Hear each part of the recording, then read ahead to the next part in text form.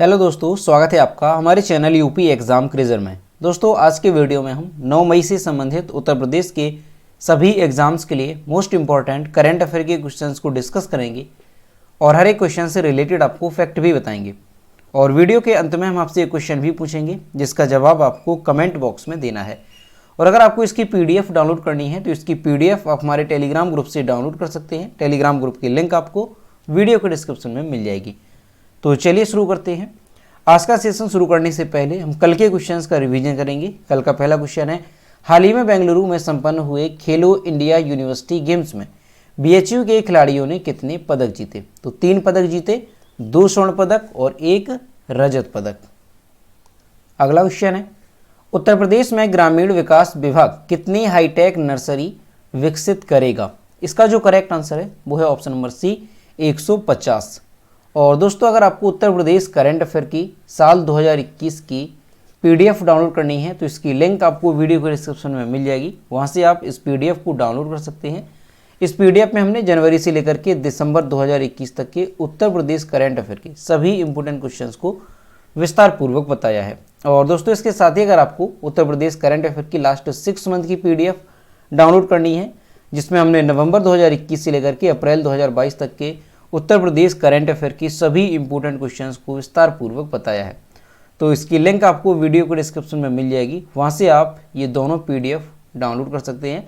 और दोस्तों ये जो PDF ई बुक है इसमें हमने करंट अफेयर के साथ साथ यूपी GK के भी जो मोस्ट इंपॉर्टेंट टॉपिक हैं उसको कवर किया है। और इसे डाउनलोड करने में अगर कोई प्रॉब्लम होती है तो साइट पर आपको व्हाट्सएप नंबर और ईमेल मिल जाएगा जिस पर आप कॉन्टैक्ट कर सकते हैं। अगला क्वेश्चन है, भारत की पहली आदिवासी स्वास्थ्य वेधशाला किस राज्य द्वारा स्थापित की गई? इसका जो करेक्ट आंसर है वो है ऑप्शन नंबर सी, ओडिशा द्वारा। अगला क्वेश्चन है, भारत की पहली अनूठी तरह की फेलो केमिस्ट्री टेक्नोलॉजी हब कहां पर स्थापित की गई? तो तेलंगाना के हैदराबाद में। अगला क्वेश्चन है, भारत का पहला घरेलू हाइड्रोजन ईंधन वाला इलेक्ट्रिक पोत किस कंपनी द्वारा बनाया जाएगा? तो ये बनाया जाएगा कोचीन शिपयार्ड लिमिटेड के द्वारा।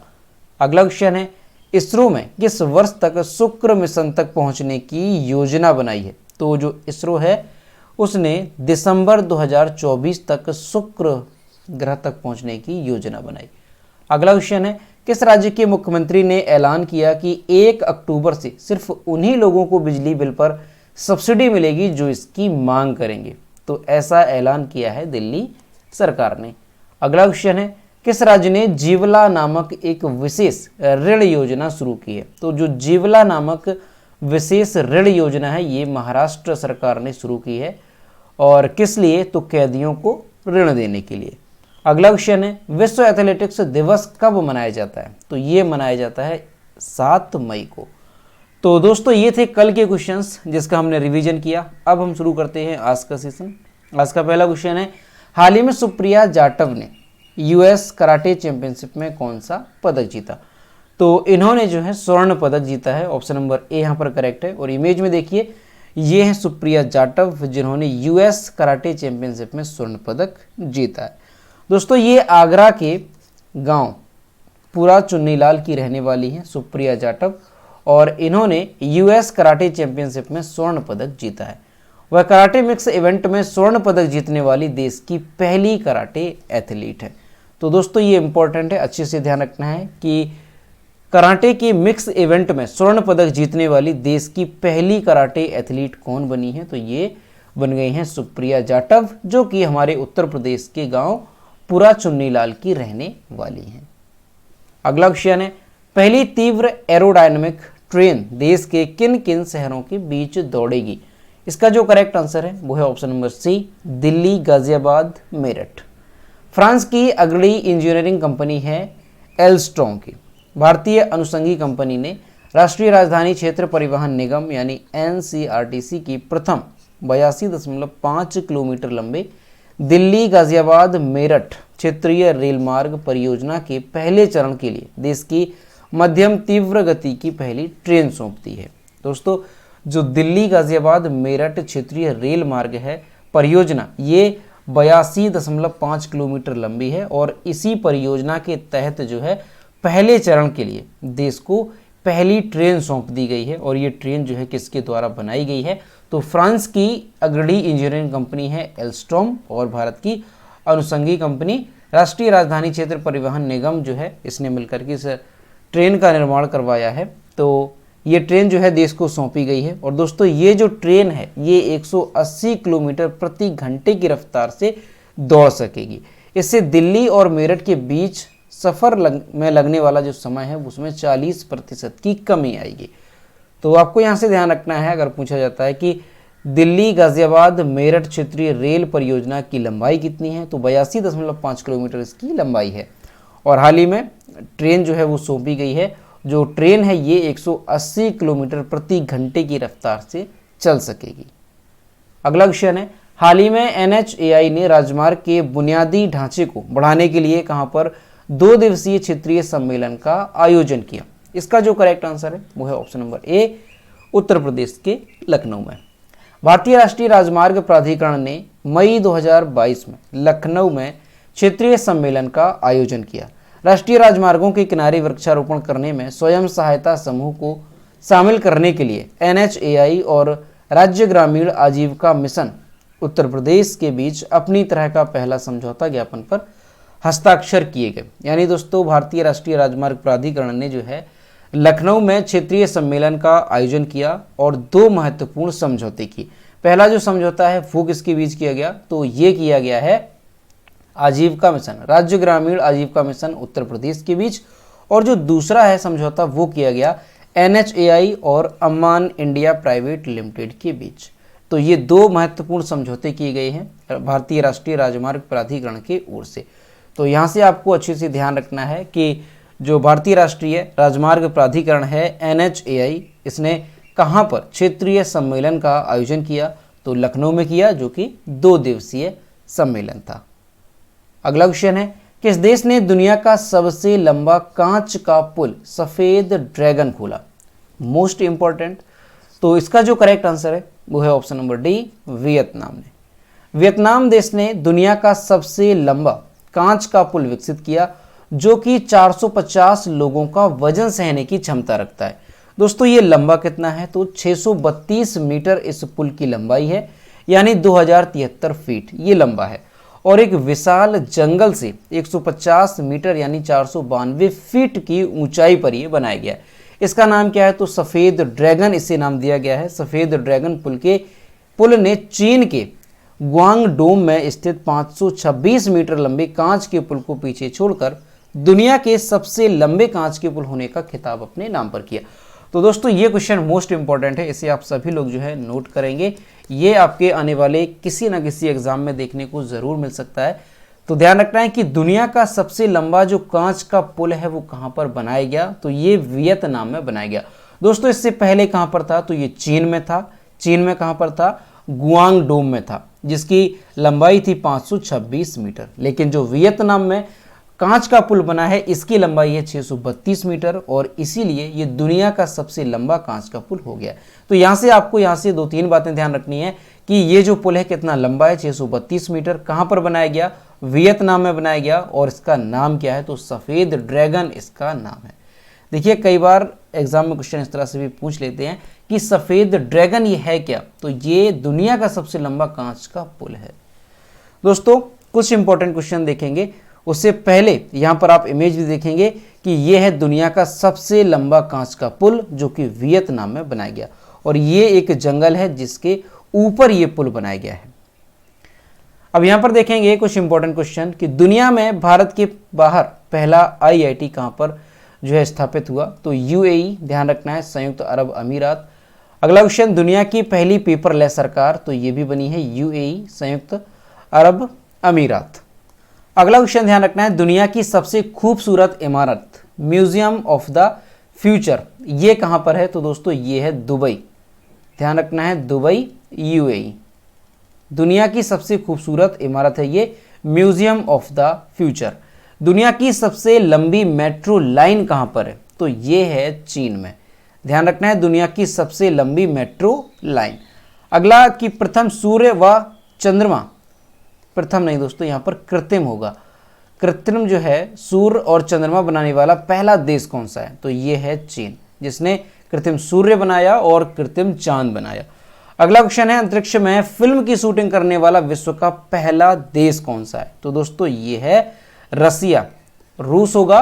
और यहां से आपको नाम भी ध्यान रखना है कि उस फिल्म का नाम क्या है। तो द चैलेंज, ध्यान रखना है, द चैलेंज, चैलेंज जो है इस फिल्म का नाम है, जो कि दुनिया की पहली फिल्म है अंतरिक्ष में शूट होने वाली।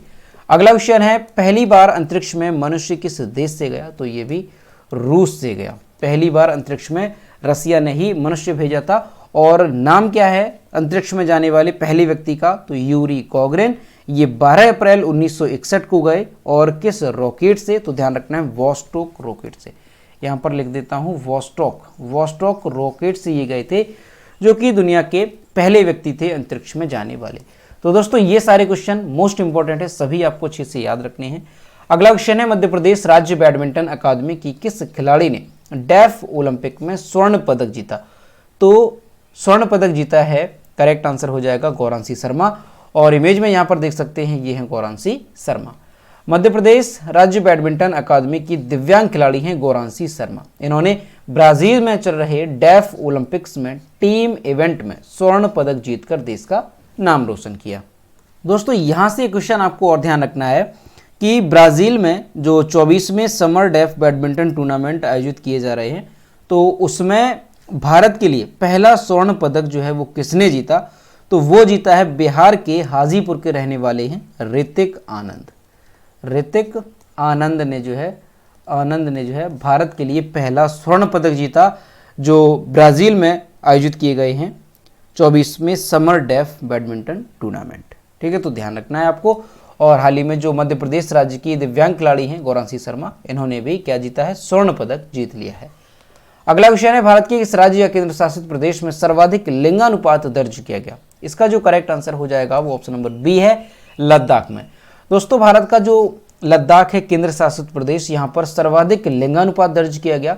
वर्ष 2020 में 1104 के बाद जो है अरुणाचल प्रदेश रहा, जहां पर 1011, उसके बाद अंडमान और निकोबार द्वीप समूह 984, उसके बाद त्रिपुरा है 974 और उसके बाद केरल 969 दर्ज किया गया। यानी सबसे अधिक जो लिंगानुपात देश में दर्ज किया गया वो लद्दाख में किया गया, 1104। पंजीकृत जन्म दर में लक्षद्वीप, बिहार, हरियाणा, सिक्किम, मध्य प्रदेश और राजस्थान में वृद्धि दर्ज की गई है। बिहार में सबसे अधिक मृत्यु दर है 18.3%, इसके बाद महाराष्ट्र में 16.6% और इसके बाद असम में 14.7%।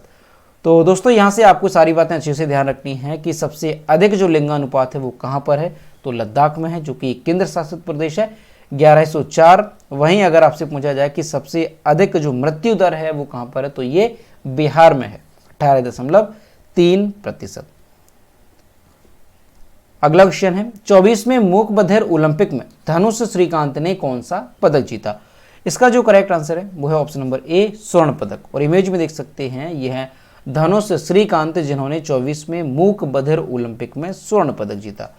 भारतीय निशानेबाज हैं धनुष श्रीकांत। इन्होंने 24वें मूक बधिर ओलंपिक में 10 मीटर एयर राइफल प्रतियोगिता में स्वर्ण पदक जीता। 24वीं मूक बधिर ओलंपिक प्रतियोगिता ब्राजील के कॉक्सियास डो सुल में आयोजित कराई गई थी, जिसमें शौर्य सैनी ने भी कांस्य पदक जीता। इस प्रतियोगिता में यूक्रेन 19 स्वर्ण, 6 रजत और 13 कांस्य पदक के साथ शीर्ष पर है और 2 स्वर्ण, 1 कांस्य पदक के साथ भारत पदक तालिका में 8वें स्थान पर है। तो दोस्तों ध्यान रखना है कि जो भारतीय निशानेबाज है धनुष श्रीकांत, इन्होंने 24वें मूक बधिर ओलंपिक में 10 मीटर एयर राइफल प्रतियोगिता में स्वर्ण पदक जीता। ठीक है, अगर आपसे पूछा जाता है कि जो धनुष श्रीकांत हैं इन्होंने किस प्रतियोगिता में स्वर्ण पदक जीता, तो 24वें मूक बधिर ओलंपिक में इन्होंने स्वर्ण पदक जीता है। और जो हमारा देश भारत है ये 2 स्वर्ण, 1 कांस्य पदक के साथ पदक तालिका में 8वें स्थान पर है। अगला क्वेश्चन है, किस राज्य ने vehicle movement tracking system app launch किया? तो अभी जो है हरियाणा सरकार ने vehicle movement tracking system app launch किया है। हरियाणा के जो मुख्यमंत्री हैं मनोहर लाल खट्टर, उन्होंने रेत और अन्य खनन सामग्री ले जाने वाले वाहनों को ट्रैक करने के लिए vehicle movement tracking system app launch किया है। ऐप का इस्तेमाल हरियाणा के सभी जिलों में अलग अलग चेक पॉइंट पर किया जाएगा। इसमें वाहन के प्रकार, वाहन की संख्या, आने जाने का समय और चालक के डिटेल सहित सभी वाहन विवरण संग्रहित किए जाएंगे। इस मोबाइल एप्लीकेशन को राष्ट्रीय सूचना विज्ञान केंद्र हरियाणा द्वारा इन हाउस डिजाइन और विकसित किया गया है। यहाँ पर क्या होगा इस। तो दोस्तों ध्यान रखना है, अगर आपसे पूछा जाता है कि हाल ही में किस राज्य सरकार ने vehicle movement tracking system mobile app launch किया, तो ये क्या है, हरियाणा सरकार ने। दोस्तों ये जो एप्लीकेशन होगा इसके बारे में अगर देखें तो जो ये एप्लीकेशन है इसका इस्तेमाल हरियाणा के सभी जिलों में अलग अलग चौकियों पर किया जाएगा, यानी अलग अलग जो चेक पॉइंट है वहां पर किया जाएगा। इसमें वाहन के विवरण जैसे वाहन नंबर, वाहन का प्रकार, ये कहां से आ रहा है और ये कहां पर जा रहा है, और चालक का भी विवरण जैसे नाम, चालक का मोबाइल नंबर और चालक का लाइसेंस नंबर इसमें जो है चेक किया जाएगा। और इसके साथ ही यदि वाहन को स्रोत और गंतव्य चेक पॉइंट के बीच जाना है तो अधिकारी प्रारंभिक चेक पोस्ट से वाहन के निकास को अंतरिम निकास के रूप में चिन्हित कर सकते हैं। तो ये आपको यहाँ से ध्यान रखना है कि जो vehicle movement tracking system mobile application है ये हाल ही में हरियाणा सरकार ने लॉन्च किया है। दोस्तों हरियाणा से संबंधित कुछ इंपॉर्टेंट क्वेश्चन आपको याद रखने हैं। भारत का पहला विश्व शांति केंद्र कहाँ पर स्थापित किया गया, तो ये गुरुग्राम में स्थापित किया गया है। गुरुग्राम में ये स्थापित किया गया है हरियाणा में, तो ये अच्छे से ध्यान रखना है। भारत का पहला हेली हब ये भी है आपका गुरुग्राम में, ध्यान रखना है, गुरुग्राम हरियाणा। भारत का पहला ग्रेन एटीएम तो ये भी कहाँ पर है, ये भी गुरुग्राम में स्थापित किया गया जो कि हरियाणा में है। और मातृशक्ति उद्यमिता योजना आपको ध्यान रखना है हरियाणा से संबंधित है। और जो मुख्यमंत्री बागवानी बीमा योजना ये भी कहाँ से है, ये भी हरियाणा से संबंधित है। तो ये आपको जो है क्वेश्चन हरियाणा से रिलेटेड है, अच्छे से ध्यान रखने हैं। अगला क्वेश्चन है, किस ओलंपियन डिस्कस थ्रोवर को हाल ही में अस्थायी रूप से निलंबित किया गया, तो अभी जो है कमलप्रीत कौर जो कि डिस्कस थ्रोवर है इन्हें हाल ही में निलंबित कर दिया गया। दोस्तों इन्हें निलंबित किया क्यों गया है, तो भारतीय Olympic discuss thrower Kamalpreet Kaur को एथलेटिक्स इंटीग्रिटी यूनिट में प्रतिबंधित पदार्थ के टेस्ट में पॉजिटिव पाए जाने पर अंतरिम रूप से निलंबित किया गया। जो कमलप्रीत कौर हैं 63.7 मीटर के थ्रो के साथ छठे स्थान पर रहते हुए टोक्यो ओलंपिक में इन्होंने जो है फाइनल में जगह बनाई थी। और पिछले साल कमलप्रीत डिस्कस थ्रो में 65 मीटर का आंकड़ा पार करने वाली पहली भारतीय भी बनी थी। उनके नाम पर एक राष्ट्रीय रिकॉर्ड है जिसमें उन्होंने इंडियन ग्रैंड प्री में 66.59 मीटर के थ्रो के साथ ये रिकॉर्ड बनाया था। तो अभी दोस्तों क्या है कि जो कमलप्रीत कौर हैं इन्हें जो है प्रतिबंधित पदार्थ के सेवन के लिए, जो प्रतिबंधित पदार्थ हैं उनके सेवन के मामले में जो है एक टेस्ट किया गया और उसमें ये पॉजिटिव पाई गई और इसी वजह से जो है इन्हें निलंबित कर दिया गया है। यानी जो प्रतिबंधित दवाएं हैं उनका उपयोग करने की वजह से जो है इन्हें निलंबित किया गया।